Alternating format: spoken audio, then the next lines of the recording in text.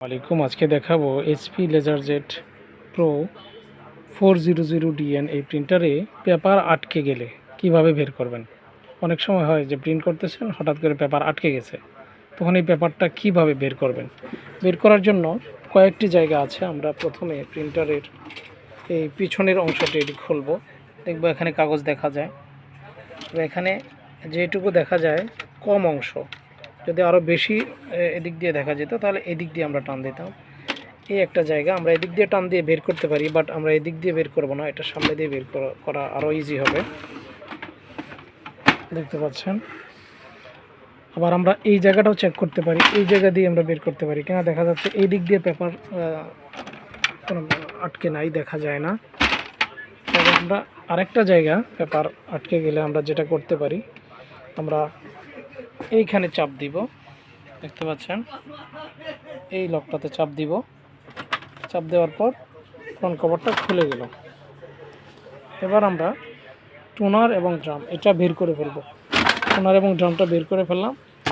এবার দেখেন ওই যে ভিতরে দেখা যাচ্ছে এই যে কাগজটি, এটি বের করে ফেলতে হবে।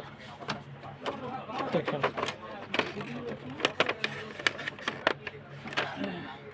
এই কাগজটি দুই পাশ দিয়ে সমানভাবে ধরে, দুই হাতে ধরে আমরা এটা বের করে ফেলব।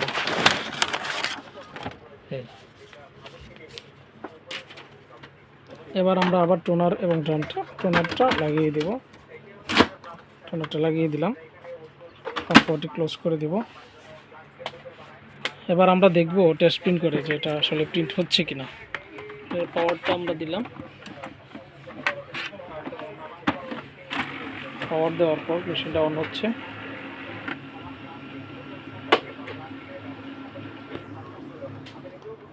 মেশিনটা অন হচ্ছে। টেস্ট প্রিন্ট দেওয়ার নিয়মটা আমি এখানে দেখাচ্ছি, যে কিভাবে টেস্ট প্রিন্ট দিয়ে কম্পিউটার ছাড়াই আপনি প্রিন্ট করে দেখতে পারবেন যে প্রিন্টারটা ঠিক আছে কি নাই।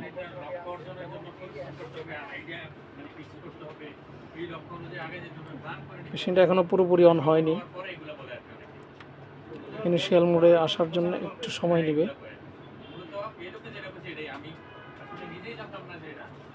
দেখতে পাচ্ছেন এই এইচপি লেখাটা চলে যাবে এখান থেকে।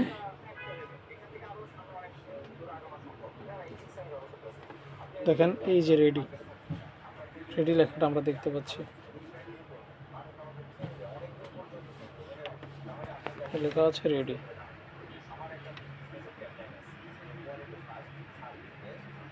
লেখা আছে। এবার আমরা ওকে বাটনে চাপ দিব।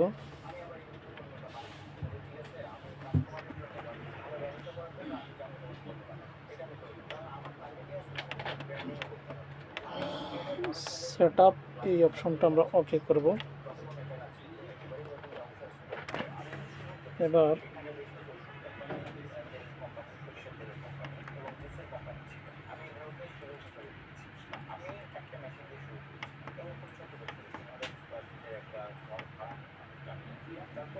ভাই বসুন্ধরা যাবেন? বসুন্ধরা যাবেন? রিপোর্ট আমরা ওকে করব। রিপোর্ট, হ্যাঁ রিপোর্ট এটা ওকে করলাম। না ওকে শেষ করে দিই। এবার এখানে আমরা মোবাইল দিয়ে গেছে, এই পেজটা নিতে পারি। বাসায় যায় বা শুয়ে বসে থাকে, ছাড়া ও কাজ এই কারণে মনে করি এখন এখানে পিন বের হয়েছে, তার মানে ঠিকঠাক আছে। ধন্যবাদ।